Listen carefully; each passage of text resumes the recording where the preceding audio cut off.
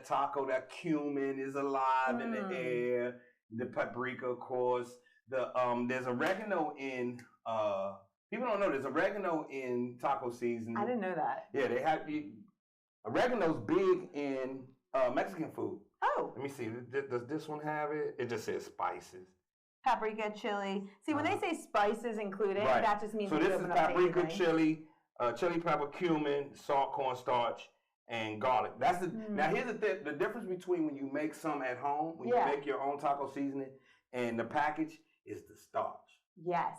It actually makes a difference because that starch in the packet makes when that water evaporates, it makes it caramelizes it. Do something right. It does something else different with the meat. So when you make it at home and you don't have that starch in there, it doesn't turn out the same way for tacos, and it doesn't turn out the same way for this soup. It's a different. It just was a different consistency, kind of. Different consistency and different experience. Just a touch. Now, of course, my wife and kids, they were like, "It's fine, it's fine." I was like, "No, different." I can taste the difference, and I don't like it. I do want to share with you. I have a chili lime shrimp taco recipe. Yeah, you do. Come on, let's go. Trader Joe's seasoning, and it's super easy to make. I'm with it. All right, this is good. And we're going to need cilantro for once everything is done. But let's get this. I'm still going to let that we're going to let it jalapeno go for a hot second. Perfect. Matter of fact, we can sit down for 2 minutes. Let's sit down for 2 minutes. We can sit down for 2 minutes. You know, you always see the chef on the taking a break. This when they smoke a cigarette. So anyway, you ever watch The Bear? Oh yeah. So anyway, a smoke break, get it together. Yeah. You deserve a break. Cooking's a lot of work. Anyway, so you want me to go in the drawer and get it? No, I'm just playing. No, no, not at all. But for me, cooking though is a real thing. But being with my wife, you know, it was more,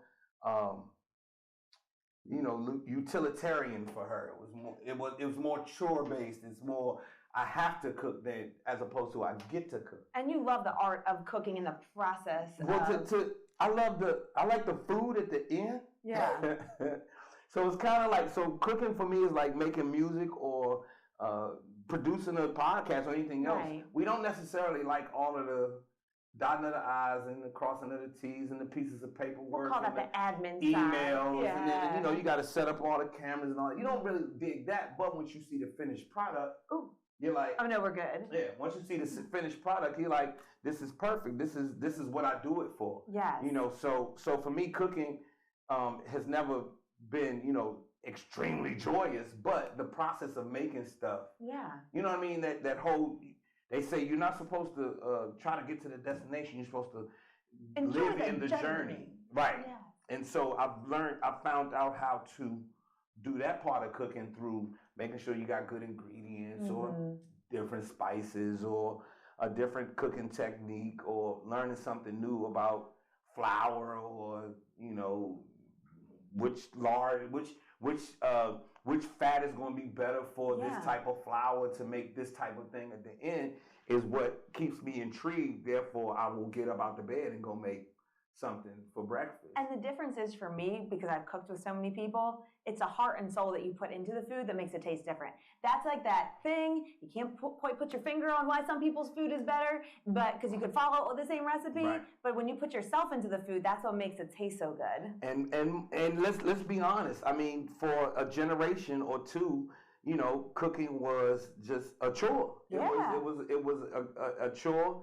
I watched my mother, cook for us, and then I never forget. I asked her. I might have been 19 or 20 years old, and I was coming home from college. Yeah. And I was like, "Can you make me bowl?" She said, I don't cook anymore." I said, "What you mean you don't cook anymore?" So I don't have to anymore. She's like, "I don't cook anymore," and it didn't dawn on me that she was only cooking for us all this time and putting all that love in for us. She was just doing that for us. But now we were grown. She's like, "I don't cook." I was like, "Oh, you don't like it?" Interesting. No, I'm finished with that shit. Yeah. You better cook yourself. And of course, I was like, "Well, let me make you something."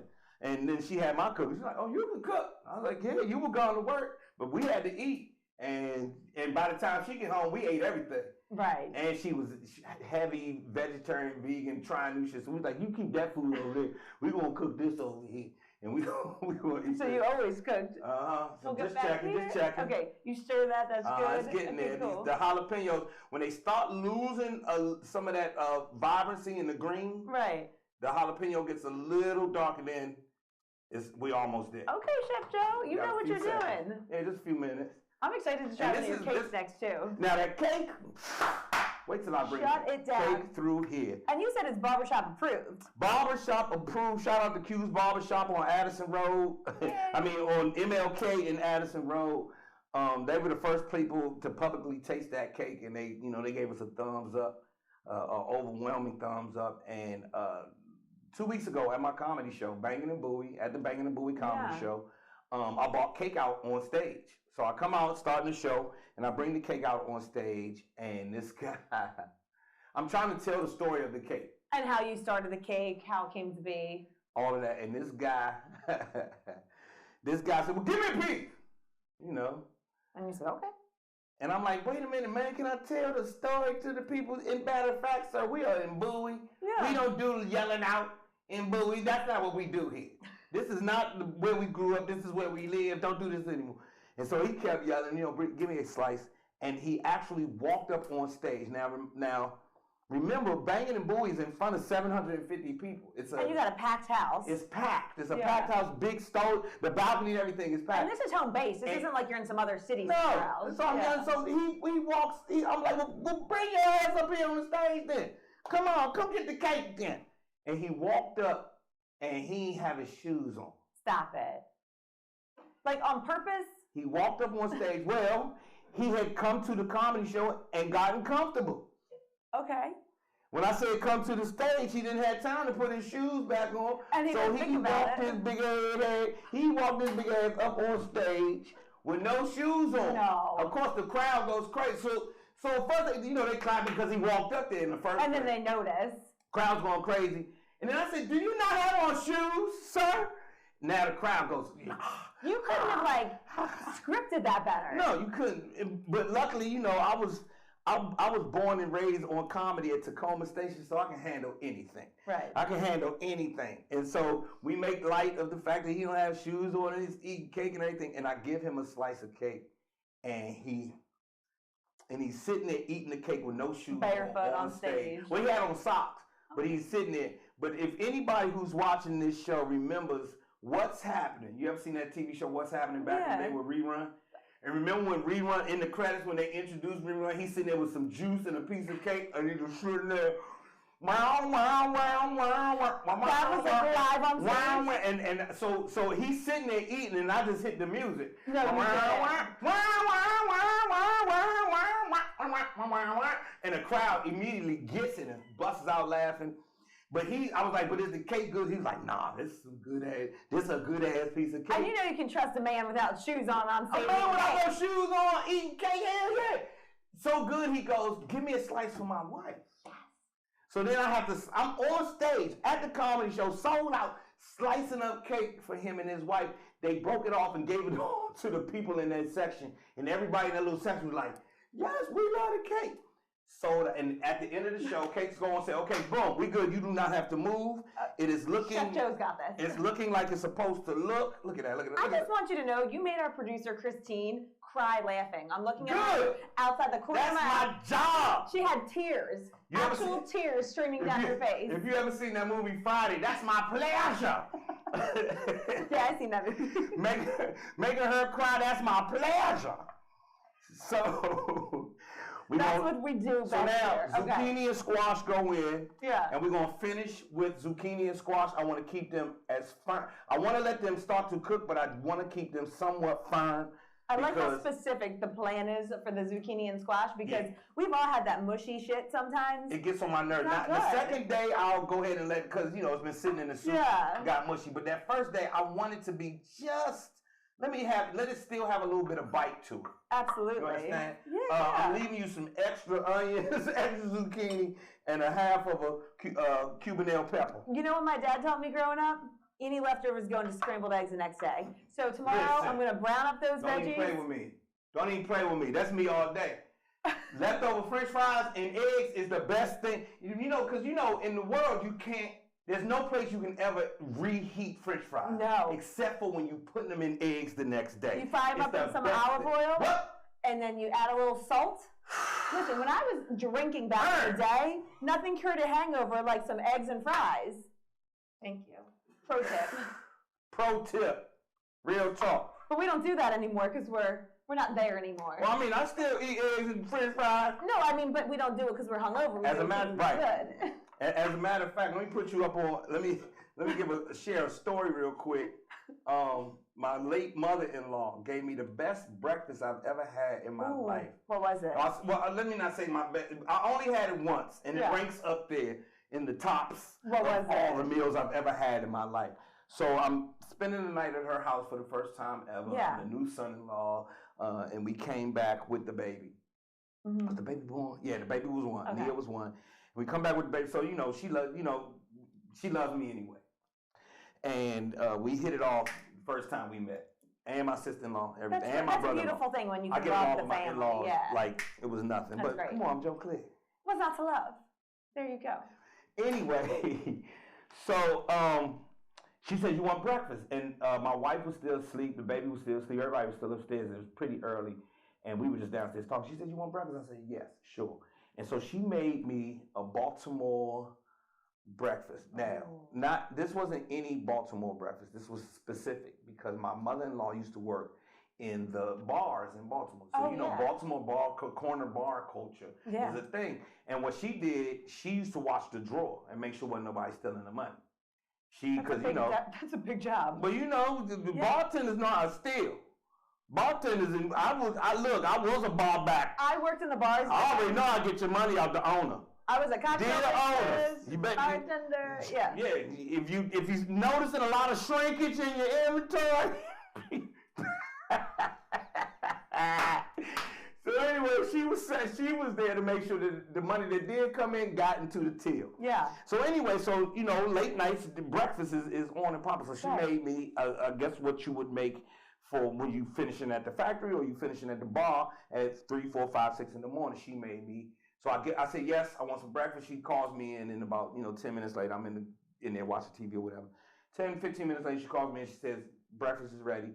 She's got 2 eggs scrambled, but they're folded over like an omelet with the diamond of American cheese. Yes. No. You can see it kind of melted just right on. Yeah, just right on top. There's no mixing it in, no inside, no, on top of the mother. That's on top. I ain't never seen it on top. They don't even do this in New York.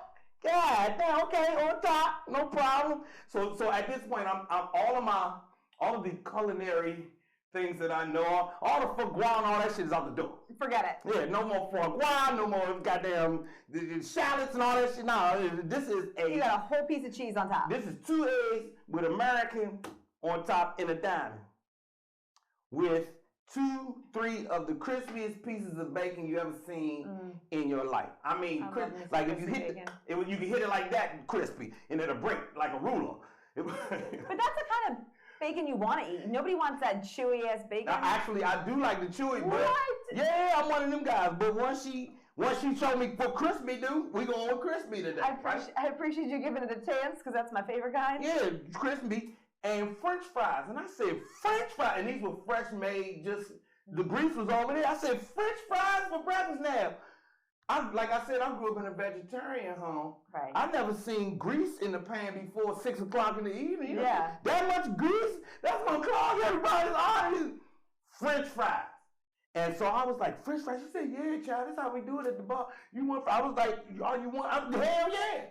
Hell yeah. It came with 2 white pieces of toast, 2 white bread. Some butter on top. Butter and grape jelly. Yes.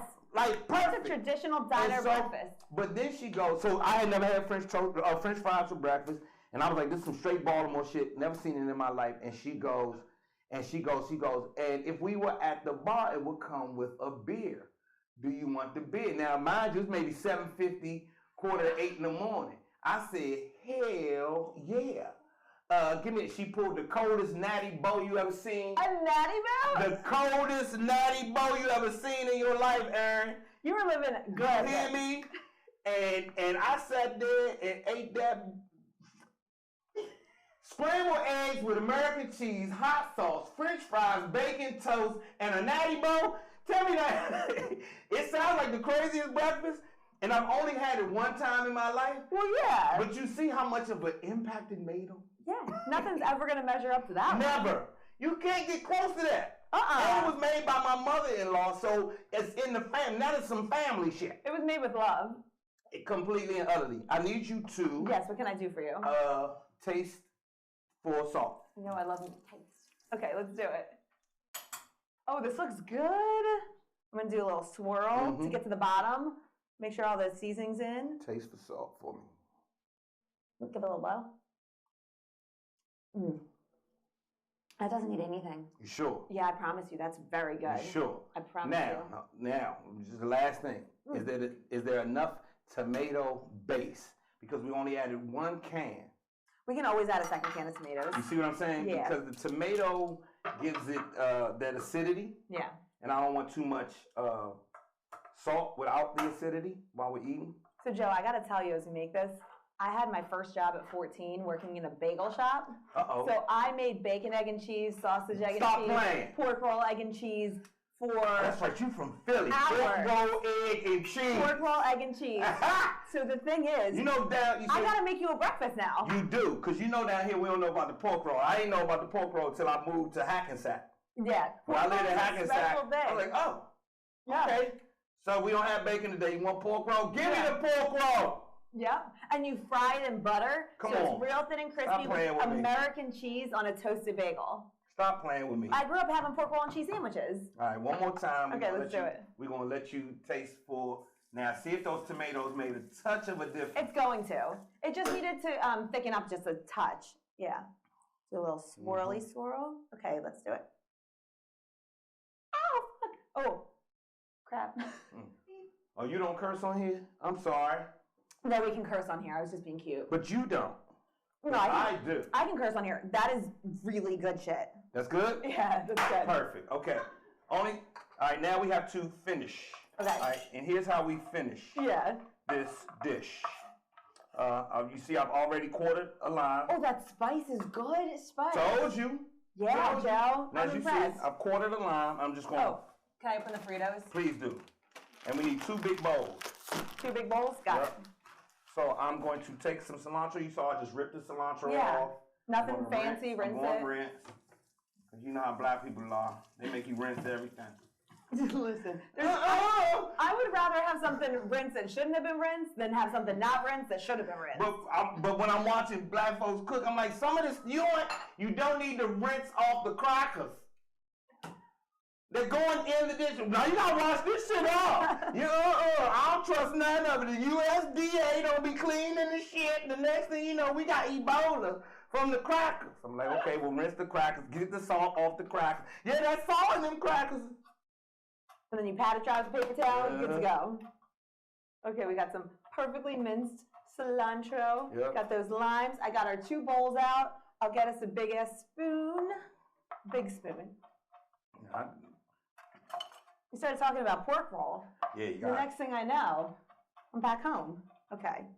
All right, so we just, as y'all can see, I just minced this up real quick. You sprinkle that on top, and it just makes sure that the soup is doing what it's supposed to do. You can see that second can of tomatoes really added that extra level that we needed. It's right to the top of the pot. We are good to go. Brothers and sisters, y'all saw me wash that cilantro. Don't be Joe Clair, don't be washing. Nah, y'all saw me wash the shit. Yeah. Yeah, but I didn't wash the zucchini, so watch somebody has something to say. Joe, you ain't clean your zucchinis right. But you washed them before the camera started rolling. Allow me to vouch for you. But here's the other part. I'm going to wash my hands right now. The other part is, I took a lot of biology. Those microorganisms has been dead a long time ago. Anything that could hurt us has been killed. My great-grandma always said you eat a pound of dirt before you die. Now, when it comes to soup, yes, got 2 kinds of people. We got people who like the broth more than the stuff, and people who like the stuff more than the broth. Oh. Which one are you? I'm more of a stuff with a little bit of broth. There you go. What about you? You more I'm a broth. Perfect. I'm a broth person. Well, then we can share a pot of soup because we both win. This is good. Do you want any cheese to put on top? I do not put cheese on top of this, but cheese is welcome if you are one of those types of folks. I'll be honest with you, I put Parmesan cheese on most everything in this kitchen. You know what? Let's try. I'm going to get me some Parmesan cheese. Okay.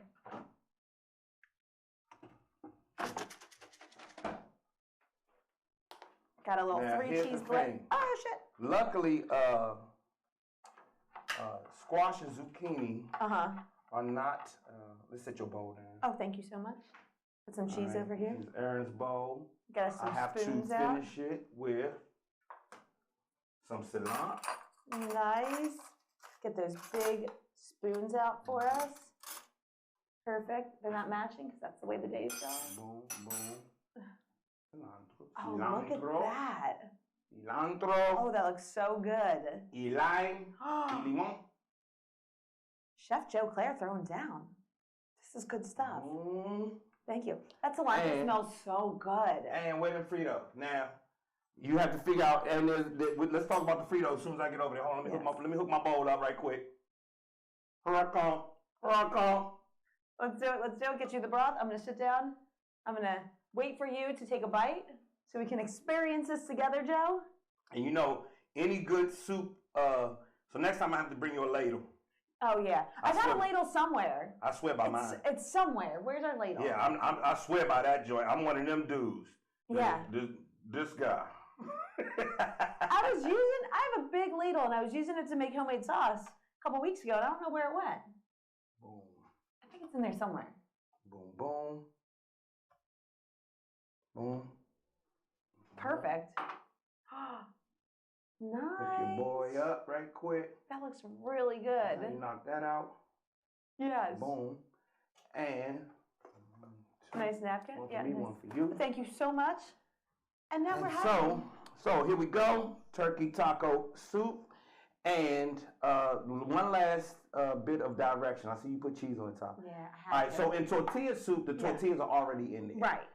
When people eat soup with crackers, I hate soggy crackers. Right. Then when you were a kid, you eat tomato soup and they put the crackers in. I'm like, why do they? No, I'm one of those people. Leave the crackers on the side and put them in, so you have some texture. So you scoop in with the Frito. So you add some texture. So I'm just back and forth through the bag. Matter of fact, let's do this.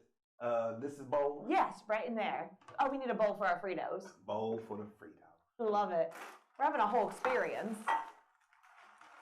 This is real good.